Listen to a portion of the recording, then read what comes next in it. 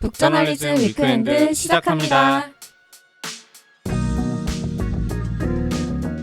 현재를 해설하고 미래를 전망하는 소식을 살펴보는 위크엔드. 이번 이야기는 김혜림 에디터가 준비했습니다. 어떤 이야기인가요? 네, 저는 버닝맨과 관련한 소식 들고 왔는데요. 네. 이게 국내 언론에서도 꽤 떠들썩했어요. 그렇죠. 왜 잼버리도 생각나고 네. 그런 이야기였잖아요. 아니, 저는 네. 원래 이제 버닝맨을 알고 있었으니까 이게 근데 홍수가 났다는 딱 얘기를 듣자마자 아이고 이거 우리나라에서 바로 잼버리로 연결짓겠구나 이 생각이 바로 들더라고요. 근데 이게 진짜 좀 심각하더라고요. 홍수가 되게 크게 났던데요. 네, 맞아요. 그래서 이 버닝맨 축제가 인기가 정말 많아요. 뭐 7만 명에서 8만 명 정도 네. 참여하는 축제인데 이 7만 명이 고립 상태에 놓였는데 뭐 사막 한가운데서 열리는 축제거든요. 그렇죠. 네, 근데 또 요즘 날씨가 너무 들쭉날쭉하잖아요. 그쵸. 저는 그늘 들어가면 덜덜 떨고 햇빛으로 나오면 땀을 뻘뻘 흘리거든요. 그 정도로 이제 날씨가 너무 예측 불가능한데 네. 이 사막에서도 좀 그랬나 봐요. 그래서 2달치 폭우가 하루 만에 내린 거예요. 와. 그래서 사막이 이제 질퍽질퍽 진흙탕이 돼버린 거죠. 네. 그래서 이제 미국 내무부 산하의 토지관리국이 버닝맨 행사장 출입을 차단하기도 했습니다. 이게 진짜 들으면 들을수록 사실 잼버리랑 에. 비슷해요. 이 폭우라든지 이런 에. 부분들이요.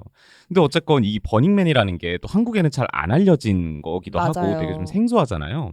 이게 좀 보도들에서 나오는 내용을 보니까 자급자족을 원칙으로 한다 뭐 이런 말도 있더라고요. 맞아요. 버닝맨이 어떤 행사인지 한번 설명해 주시면 좋을 것 같아요. 굉장히 독특한 축제예요. 이제 미국에서 1986년부터 열린 행사인데요. 사람 형상을 한 이 조형물을 불태우는 의식에서 버닝맨이라는 이름이 나왔는데 무섭네요. 네, 이 버닝맨 행사에 참여하는 사람들을 버너라고 불러요. 네. 이렇게 듣다 보면 야, 얘네가 뭔가 세계관을 만들려고 하는구나 이런 네. 생각이 드는데 참 재미있는 되게 독특한 세계관을 내세우더라고요. 이 여러분들한테 좀 물어보고 싶은 게 지금 내 삶을 내가 선택했다고 생각하는지 아니면 운명처럼 그냥 속하게 됐다고 생각하는지 전 좀 궁금해요. 이거 답변하기 너무 큰 네, 내용 아닌가요? 그쵸? 승리도 어떻게 생각하세요? 저부터 얘기할까요? 네. 저는 유물론자라서 속해 있는 거라고 생각합니다. 아, 정말요? 네. 형구 에디터는 어때요? 글쎄요. 저는 그래도 운명이네요, 저도. 네. 아, 정말요? 그런 것 같습니다. 네. 저는 제가 한국 땅에서 태어났고, 뭐 생물학적 여성으로 태어나고, 뭐 생물학적 인간으로 태어나고, 이런 것들은 이제 선택의 영역이 아니다. 요거는 이제 운명이다라고 생각하는데, 네. 내 삶을 이렇게 되돌아봤을 때, 내 선택으로 만들어간 것이 더 많지 않나? 이런 생각을 했어요. 오. 이 버닝맨의 세계관도 마찬가지인데, 버닝맨 이 축제는 세상을 둘로 나눠서 봐요. 네. 네. 태어나면서 자연스럽게 속한 세상, 즉 내가 선택하지는 않았으나 저절로 일원이 돼서 살아가는 세상을 디폴트 월드라고 하고요. 네. 내가 스스로 선택해서 진짜 나로서 살아가는 세상을 리얼 월드라고 합니다. 네, 그리고 이 버닝맨 행사가 열리는 이 네바다주의 블랙록 시티는 그 리얼 월드를 실현시켜줄 수 있는 홈인 거예요. 네. 이게 또 왜 이렇게 리얼 월드랑 디폴트 월드가 나뉘는 거 보니까 이창동 감독 버닝이 생각나기도 하고 또 이 리얼 월드라고 하니까 듣다 보니까 또 매트릭스가 생각나기도 네, 하는데 맞아요. 이게 진짜 삶을 여기서 찾아라 뭐 이런 거 아니에요? 맞아요. 그죠? 네. 그게 이 행사의 목적이기도 한데요. 네. 잼버리는 스카우트 대원들이 뭐 전 세계 스카우트원들도 만나보고 막 벌레도 만져보고 한국 그쵸, 날씨도 야, 한국은 이런 좀 되게 가혹한 날씨를 가지고 있구나. 야, 간척지가 이런 데구나. 예, 이런 것도 이제 느끼고 네. 그런 건데 이 버닝맨 행사는 내가 살고 있는 이 현실 세계 디폴트 월드에서 해방되는 축제다 이렇게 말할 수 있어요. 우리 왜 디폴트 월드 지금 우리가 사는 현실 세계에서는 눈치도 좀 봐야 되고 상대방 속마음도 좀 살펴야 되고 그쵸. 내 속마음은 좀 어느 정도 숨겨야 되고 이것저것 신경 써야 될 게 되게 많잖아요. 사회적 자아를 엄청 세워야 예, 되죠. 근데 네. 뭐 버닝맨에서는 막 피카츄 복장을 입고 다니든 뭐 덤블링으로 걷든 상관이 없어요. 네. 다만 내가 나로서 존재할 수 있듯이 남의 자유도 침해하면 안 된다는 게 가장 중요한 원칙입니다. 아하. 그래서 나를 좀 비우고 정화하는 느낌의 축제에 가깝다 이렇게 말씀드릴 수 있을 것 같아요. 그쵸. 그래서 왜 이 버닝맨 축제 하면은 그냥 만약에 이 축제만 놓고 보면은 사막에 한 7만 명이 모여가지고 인형을 태우고 논대 만약에. 근데 그렇게 하면은 되게 뭔가 사이비 종교 같은데 사실 이게 이런 좀 깊은 철학이 좀 있다 보니까 그쵸. 여기 굉장히 좀 유명한 사람들이 많이 가잖아요. 그쵸? 맞아요. 네. 대표적인 버닝맨 추종자로는 역시나 빠지지 않는 일론 머스크가 있습니다. 야, 예. 어디 없는 데가 없는 것 없는 데가 같아요. 없어요. 네. 무슨 제 생각엔 일론 머스크는 한 100론 머스크 정도 되는 것 같아요. 아하, 100명 정도 있는 게 아닐까. 100론 머스크다. 예, 네. 그리고 이 일론 머스크랑 살짝 싸우고 있는 이 마크 주커버그도 좋아하고 에릭 슈미트 이런 사람들이 즐기는 축제예요. 오. 그래서 이 블랙록 시티를 사막의 실리콘밸리라고 부르기도 하는데요. 네. 특히 구글의 창업자인 세르게이 브린과 레리 페이지가 이 버닝맨의 진짜 찐팬이라고 하더라고요. 그러겠죠. 네, 둘이라면. 네. 네. 네, 그래서 구글의 철학과 비전을 고민하기 위해서 버닝맨 축제에 참여했다고 하는데 실제로 버닝맨의 철학과 경험이 구글 기업 문화의 비밀이 되기도 했대요.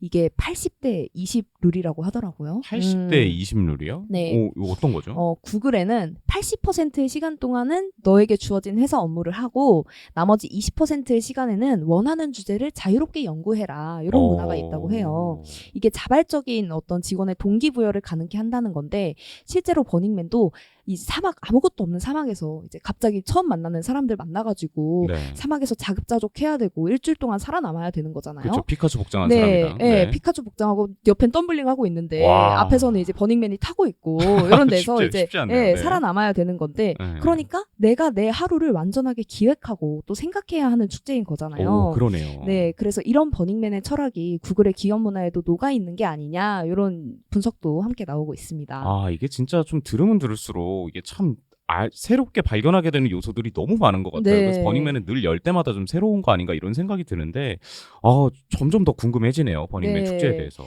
저도 이 굉장히 재미있는 책 한 권을 가지고 이야기를 해보고 있는데 저도 이 책을 읽으면서 너무 재밌었거든요. 네. 사실 국내 언론에서는 이 버닝맨 축제가 고립과 대탈출 뭐 이런 네, 그런 지점으로만 조명이 돼서 좀 상투적이네요. 네, 네. 한 언론에서는 헤드를 이렇게 뽑았어요. 런닝맨 된 버닝맨 이렇게.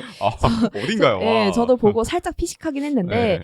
실제로 이 버닝맨 축제가 왜 있는 것이고 또 어떤 문화를 만들고 있고 최근에는 또 어떻게 변화하고 있는지를 총괄적으로 다룬 글은 거의 없더라고요. 네. 네, 그래서 북저널리즘의 명작인 한 권을 소개해 드리려고 하는데 바로 버닝맨 혁신을 실험하다라는 책입니다. 와, 진짜 참 명작이죠. 저도 참 좋아하는 책인데요. 아니, 사실 이거 버닝맨 사태가 터지고 나서 저희 회사 쪽으로 이메일이 하나가 왔죠. 맞아요. 네, 구글한테서 여러분 이메일이 왔습니다. 이게 왜 온 건가 보니까 버닝맨 검색량이 너무 많아져가지고 이 북저널리즘으로 막 유입이 지금 되고 있다는 거예요. 그러니까요. 북저널리즘 너네 지금 뭔 일 난 거 아니냐. 네, 이렇게 혹시 뭐 디도스 이런 거 받고 있니? 약간 이런 메일이 좀 왔다 이러더라고요. 그러니까요. 네. 참 세심해요. 네. 그쵸. 근데 그 정도로 또 재미있는 책이기도 해요. 이 책을 쓴 최영욱 저자가 2016년에 여름에 버닝맨 티켓을 끊고 실제로 다녀온 체험기를 풀어낸 책인데요. 네. 저자가 이렇게 말해요. 버닝맨은 단순한 축제가 아니다. 어허. 그래서 마찬가지로 버닝맨을 다룬 이 책도 그냥 단순한 체험기가 아닙니다. 왜 구글의 창업자들은 왜 사막으로 간 건지, 네. 블랙록 시티라는 도시는 어떤 철학을 담고 있는지, 자급자족을 위해서는 어떤 마음가짐을 가져야 하는지, 그리고 내 자기 표현, 자유 추구는 어떠해야 하는지 등을 되게 깊이 있고 폭넓게 다루고 있어요. 그리고 결국 이런 어떤 버너들의 마음가짐 그리고 철학이 혁신을 가져온 비밀도 함께 알려주고 있고요. 이게 사실 그 저자가 직접 어쨌건 버닝맨 축제에 다녀와서 네. 쓴 거라 더 가치가 있는 거죠. 맞아요. 그만큼 좀 생생한 후기도 담겨 있는 것 같은데 이거 저 읽어본 지 좀 됐는데 이거 좀 다시 또 읽어보고 싶네요. 네. 일단 근데 이게 궁금한 게 저자가 일단 왜 사막까지 간 건지 이거 청취자분들한테 한번 얘기해 주면 좋을 것 같아요. 맞아요. 애초에 참여한 이유가 뭔지. 저자가 항상 고민했대요. 야, 좋다 얘기는 들었는데 이게 뭐 웬만큼 뭐 그냥 가볍게 다녀올 수 있는 일이 아니잖아요. 뭐 여기 그럼요. 을왕리 네. 다녀오듯 다녀올 수 있는 게 아니라 이제 네. 미국도 가야 되고 또 뭐 사막도 가야 되고 네. 참가비도 내야 되고 준비할 것도 너무 많으니까 내가 이 모든 것들을 기회비용을 감수하면서까지 거기에 가야 하는 이유가 있을까라는 생각 때문에 되게 오랫동안 망설였다고 하는데 네. 딱 한 장의 사진을 보고 딱 사막으로 향했다고 해요. 어떤 사진이냐면 버닝맨에 다녀온 지인이 찍어온 사진인데 거기서 한 사람을 봤대요. 그 사람이 아마존에 인수된 온라인 신발 회사 자포스의 CEO 토니 셰이였다고 하더라고요. 네, 이 저자가 옛날에 토니 셰이를 연사로 초청하려고 했대요. 네네. 근데 처음에는 돈 많이 주면 할게 라고 했다가 근데 두 번째 이메일에서 내가 꼭 가야 되는 이유가 뭐냐 이렇게 물어와가지고 유야무야 이렇게 연사 그 초청이 취소된 적이 있었는데 그 사람이 그 버닝맨 축제를 너무 경청하면서 잘 듣고 있는 거예요. 뭐 잘 즐기고 있고 그 사진을 보니까 너무 궁금한 거죠. 아니 강연비를 수천만 원 준다고 해도 안 오는 사람이 대체 이유가 없으면 안 가는 사람이 대체 왜 저 축제에는 참여했을까? 저 축제에 뭐가 있길래 이 참여한 걸까? 그런 생각에 이제 짐을 싸고 출발하게 된 겁니다. 그러게요. 그런 축제라면 사실 진짜 가볼만 할 것 같은데요. 아무래도 그런 이유가 확실히 있어서 가는 거잖아요. 내가 진짜 저거에 꼭 가야겠다라는 생각이 들어서. 그렇죠. 네. 근데 저는 이 책 읽으면서 굳이 안 가도 되겠다. 이 책에서 다 배울 수 있구나. 네. 다 이제 간접 경험할 수 있구나라는 아하. 생각을 했어요. 이 책이 버닝맨을 진짜 잘 설명해 놓고 있는데 뭐 설명이라는 게 버닝맨은 뭐고요. 언제 시작했고요. 어떤 네. 원칙이고요. 뭐 이런 식으로 백과사전식으로 서술하는 게 아니라 실제 저자가 버닝맨 축제에 가야지라고 마음먹은 과정부터 여기서 배운 철학까지를 쭉 풀어놓고 있는 책입니다. 그래서 짐 싸는 과정부터 저는 되게 흥미로웠어요. 네. 왜냐면 여기는 자급자족을 해야 되잖아요. 그렇죠. 근데 만약에 일주일 동안 사막에 살아야 돼요. 딱 3가지 물건 챙겨야 되면 어떤 거 챙기시겠어요? 와, 이거 물도 없는 거죠? 네, 물도 없죠. 그럼 물이랑 이거 제가 한때 그 부시크래프트 이런 거에 좀 관심이 있어가지고 그런 거 보고 그랬는데 물이랑 뭐 나이프랑 로프 뭐 이런 거 주로 가져가지 않나요? 뭐 그런 게 있던 걸로 알고 있는데. 티시네요 진짜. 네. 승민 에디터는 어때요? 저도 지금 물밖에 생각이 안 나고요. 그리고 옷을 막 덕지덕지 잔뜩 입고 갈 것 같아요. 담요를 챙기기는 3가지 너무 아깝다. 그렇죠. 네, 옷 그러니까. 덕지덕지 입고 가고 에너지 될 만한 게 뭐가 있죠? 칼로리 밸런스를 챙겨야 되나? 칼로리 밸런스. 네, 뭐 이런 생각 드는데요. 저는 되게 낭만적으로 생각했거든요. 철학책 한 권과 네. 하루 동안 마실 2리터짜리 물 한 병과 글 쓸 수 있는 펜 한 자루 정도 챙기면 좋지 않을까라고 말하고 싶지만 사실 네. 현실이잖아요. 그렇죠. 이 버닝맨 홈페이지에서 뭘 제공하냐면 서바이벌 가이드라는 제목의 문서를 제공하고 있어요. 이 최소 매뉴얼은 제공을 하네요. 네, 아무것도 없는 사막에서 일주일 넘게 살려면 뭐가 필요한지 그리고 되게 두렵잖아요. 그 두려움을 어떻게 극복해야 하는지 등을 이제 이야기해주는 매뉴얼인데 네. 거기서 필요하다고 이야기한 게 뭐 하루 4~5리터에 마실 물, 선크림과 물티슈, 조명과 비상식량 이런 것들을 얘기하더라고요. 전 놀랐던 게 역시 사막이어가지고 2리터 정도로는 턱도 없구나. 4~5리터 정도는 필요하구나. 네. 이 부분에 좀 놀랐어요. 저는 이 선크림이 눈에 들어오네요. 네. 굳이 선크림을 왜 필요한가 이렇게 생각이 드실 수 있는데요, 여러분. 저 휴양지 갔다가 제가 일광 화상을 입어가지고 그러니까요. 2도 화상을 입기도 했습니다, 이거 여러분. 위험해요, 햇빛이. 네, 꼭 선크림을 바르고 야외 활동을 하시기를 권장드립니다. 저는 사실 이게 한편으로는 축제가 무슨 생존 가이드를 주나 싶어서 좀 놀랍기도 하거든요. 저자는 이제 그럼 결국 철학책을 짐으로 쌌던가요, 이게? 그것까지는 모르겠고 네. 저자가 이렇게 말하더라고요. 챙길 물품을 리스트로 작성해봤는데 항목이 너무 늘어나더라. 그쵸. 그래서 하나하나 생각을 했대요. 내가 진짜 이게 필요한가? 진짜 이게 필요한가? 그때부터 이제 비우는 거죠. 하나씩. 네네. 그래서 지워 나갔다고 하더라고요. 근데 그래도 이제 캐리어 한가득 나왔다고 합니다. 재밌네요. 어쨌건 뭐 일단 생존이 주가 되는 거기는 하잖아요. 그게 일단 베이스가 될 텐데 그쵸. 그럼에도 불구하고 자포 CEO가 막 이렇게 갈 정도라면 그 이상의 뭐가 있을 것 같은데 실제로 가면 그럼 대체 뭐 하는 거죠? 이게? 하나하나 설명해보면 좋을 텐데 네. 크게는 예술, 커뮤니티, 자기 표현, 자립 이렇게 이야기할 수 있을 것 같아요. 이거 뭐 예술이란 뭐 전시, 퍼포먼스 이런 거를 좀 포괄하는. 네, 그렇죠. 일단 매년 이 행사의 테마가 하나씩 있어요. 1995년에 첫 테마가 정해졌는데 주제가 선악 이었다고 합니다. 네, 선악. 네, 그래서 이 테마에 맞춰서 다양한 퍼포먼스도 이제 참가자들이 준비를 하고 또 실험도 같이 하는 거예요. 네. 저자가 갔던 2016년의 테마는 다빈치의 작업실이었다고 하더라고요. 이게 또 되게 복잡해졌네요. 그래서 네. 선악에서 이제 점점 큰 거에서 이제 좁혀 나가는 거죠. 네네네. 네, 그래서 블랙록 시티가 르네상스 시대처럼 꾸며졌고 이 안에서 참가자들이 직접 커뮤니티를 만들고 또 빌리지를 구성했다고 합니다. 와, 이게 그냥 그 전시만 그거에 맞춰서 하는 게 아니라 전반적인 그 행사가 그 테마에 맞춰서 짜지는 거네요. 맞죠. 이번 테마는 뭐였죠, 그럼? 이번 테마는 애니멜리아라는 테마였는데 애니멜리아. 야생동물, 동물계 이런 의미예요. 네. 그래서 이거에 맞춰서 다양한 전시도 열리고 퍼포먼스도 열렸어요. 네. 근데 이 버닝맨 예술에는 중요한 원칙이 하나 있다고 하더라고요. 어떤 거죠? 물리적으로 너가 예술 작품을 만들 수 없다면 너가 직접 예술이 되라. 네, 얼마나 이게 도전적입니까? 버닝맨답네요. 네, 그래서 즉흥적으로 벌어지는 퍼포먼스나 참여형 작품들도 굉장히 많다고 하더라고요. 그런 점에서 좀 아까 말한 그 예술이랑 자기 표현 이런 게 좀 묶이는 지점이 그런 거겠네요. 이 커뮤니티와 자립도 저는 하나의 결처럼 보이거든요. 사실 이게 그 자립이라는 게 혼자서만은 이게 되지 않는 거잖아요. 그렇죠. 네. 그래서 버닝맨에서는 커뮤니티가 정말 중요한데 블랙록 시티가 지어지는 사막 그냥 네. 진짜 사막이에요.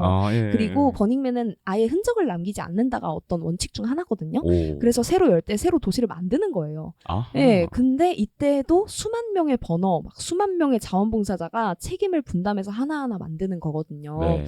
캠프부터 뭐 컨퍼런스, 파티, 이벤트까지 다 우리가 하나하나 토의해서 네. 처음부터 만들어 나가자. 또 이런 커뮤니티의 어떤 정신을 중요한 원칙으로 삼고 있기 때문에 이게 또 베이스가 돼야 생존 그리고 자기 표현도 잘 이루어질 수 있는 게 아닌가 이런 생각도 같이 들었습니다. 그 정도 사실 대단한 거라면 그 사막에 아무것도 없는 사막에 갑자기 그런 거대한 게 확 열렸다가 네. 결국 흔적도 없이 나중에 쫙 사라지는데 네. 그 모든 행사 프로그램이랑 이런 것들을 다 커뮤니티랑 다 이렇게 정하고 그쵸. 사람들끼리 이제 좀 자립하면서 서로 네. 이제 도우면서 살아남고 와 진짜 대단한 행사라고 할 수 있을 것 같은데 네. 그래도 아무리 그래도요 이게 그 물 4-5리터 갖고 가고 이게 생존이 저는 그러니까요. 제일 쉽지 않을 것 같아요. 그래서 캠프마다 조금씩 원칙이 다르대요. 네. 먹고 지내는 방법이 다양하다고 하는데 뭐 어떤 이제 버너는 뭐 에너지바 이제 아까 승민 에디터가 말했던 것처럼 칼로리 밸런스 좀 챙겨가가지고 그런 거 먹고 육포 먹고 이런 경우도 있고 또 어떤 캠프는 요리사들이 뷔페식으로 하루 3끼를 준비해주는 캠프도 있대요. 그러니까 저는 이런 거 보면서 아 이거는 정말 자립이라고 할 수 있을까라는 생각도 한편으로는 들었는데 서로 돕는 거죠. 네, 서로 돕는 거죠. 네. 그렇죠. 그 요리사들도 이제 버너니까요. 좋습니다. 네. 그런데 이 저자가 지냈던 캠프는 사전에 참가 회비를 받아서 아침이랑 이른 저녁에 식사를 제공했다고 해요.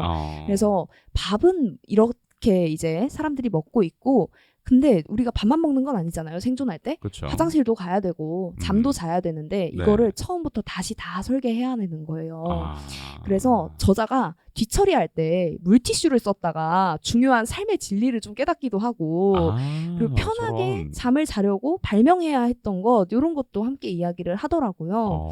그래서 이게 라디오만으로는 이 모든 경험을 전체적으로 담기가 어려울 정도로 굉장히 다채로운 축제인 것 같아요. 그래서 장을 하나하나 넘길 때마다 아 이래서 혁신가들이 사막으로 갔구나. 이래서 일론 머스크가 그렇게 버닝맨 축제를 좋아했구나. 이런 깨달음들이 오기도 하더라고요. 근데 그러면 1986년에 시작했으면 지금 이제 몇 년이 된 거죠? 거의 30년, 네. 40년? 거의 30-40년 된 거잖아요. 근데 이렇게 오랜 시간이 지속되는 동안 이 버닝맨의 철학은 그냥 계속 그대로 유지가 되고 있나요? 저는 요즘 또 이 버닝맨에 대해서 굉장히 이거 좀 아닌 거 아니야 싶은 기사들도 많이 나오고 있어요. 네. 이 10가지 원칙이 있거든요. 버닝맨에는. 그 10가지 원칙들이 굉장히 다채롭고 명확했는데 이게 하나씩 무너지는 조짐이 보인다라는 이야기였어요. 이 일론 머스크가 간다. 에릭 슈미트가 간다. 하면은 굉장히 유명해질 거잖아요. 네. 가고 싶고. 네. 그래서 최근에는 억만장자들이 여기 간다는 거예요. 근데 자립, 뭐 물티슈, 선크림 이런 거 난 모르겠고 편하게 캠핑할래. 여기서 이제 네트워킹도 쌓고 나는 집에 편하게 돌아갈래. 이런 거예요. 진짜 그냥 페스티벌이 돼버렸네요. 그래서 초부유층이 버닝맨 축제에 참여해서 아니 어떻게 하는지 들으면은 왜 가는 거야 싶거든요. 막 이렇게 개인 요리사 고용해가지고 하루에 $50,000씩 쓰고 고급 텐트에서 자고 이런다는 거예요. 아니, 그러면 버닝맨의 취지는 지금 사라진 거잖아요. 자립도 안 되고 뭐 자기 표현을 하는 것도 아니고. 그렇죠. 왜 가는 거예요? 네, 그러니까요. 이걸 보도한 CNN에서는 이렇게 표현하더라고요. 버닝맨은 예전처럼 엉성하고 자유로운 영혼들의 향연이 아니다. 이제는 조금 바뀌었다. 이 버닝맨 도시의 중요한 원칙 중 하나가 돈을 거래하지 않는다거든요. 10개의 핵심 철학 중 하나가 비상품화, 비상업화이기도 했는데 점점 이런 문화가 흐릿해지는 것 같아서 이대로면 그 혁신의 가치를 담고 있었던 버닝맨도 살짝 위기가 올 수 있지 않을까라는 생각도 약간 들었습니다. 그러게요. 이 축제가 되게 가치가 있었던 이유는 사실 그런 문화가 보존되어 왔기 때문이었을 텐데 그게 좀 아쉽기는 하네요. 저도. 맞아요. 그런 문화 그리고 그런 원칙들이 계속해서 커뮤니티를 통해서 보존되어 보존돼 오고 또 유지돼 왔기 때문에 실리콘밸리의 혁신과 버닝맨의 철학이 다 있었다고 할 수 있었겠죠. 이 버닝맨 혁신을 실험하다 책의 말미 부분에 실리콘밸리랑 버닝맨의 연결고리를 짚는 부분이 있어요. 이 파트에서 실제로 저자가 하나하나 짚어줍니다. 네. 버닝맨의 철학과 실리콘밸리 혁신가들이 갖고 있는 마음가짐이 어떻게 통하고 있는지 또 어떻게 가능했는지가 이야기가 하나하나 자세하게 나와요. 네. 그래서 궁금하신 청취자분들은 이번 주말 이 버닝맨 대체 무슨 행사야? 싶으시면 버닝맨 혁신을 실험하다와 함께 해주시면 너무 좋지 않을까 싶습니다. 네, 정말 강력하게 추천드리는 책입니다. 네. 어쨌건 참 아쉽네요. 이 버닝맨이라고 너무 유니크한 행사이기도 하고 또 너무 의미 있고 문명의 발언 같은 것들을 사실 다 이렇게 직접 체험해 보면서 그쵸. 거기서 다시 혁신이 탄생하기도 하고 이런 되게 의미 있는 행사 같은데 이게 어떻게 보면 실리콘밸리가 지금 이렇게 좀 힘이 약해지고 있잖아요. 그런 게 무너지는 것처럼 버닝맨도 지금 좀 변질되지 않나 이런 네. 생각이 들어서 좀 마음이 아프긴 합니다. 이 책 안에서 가장 인상 깊은 문장 말씀해 주시면서 오늘 위크엔드 마무리 짓도록 하겠습니다. 교통 환경을 바꾸고 기득권을 무너뜨리는 우버. 직접 보유한 부동산 하나 없이 힐튼 호텔보다 더 많은 방을 공유하는 에어비앤비. 세상의 모든 데이터를 웹을 통해 연결하려는 구글. 그들이 구현하려는 세상은 기존의 시스템을 파괴하는 데서 출발한다. 이런 파괴적 혁신을 추구하는 버너들이 버닝맨에 모인다.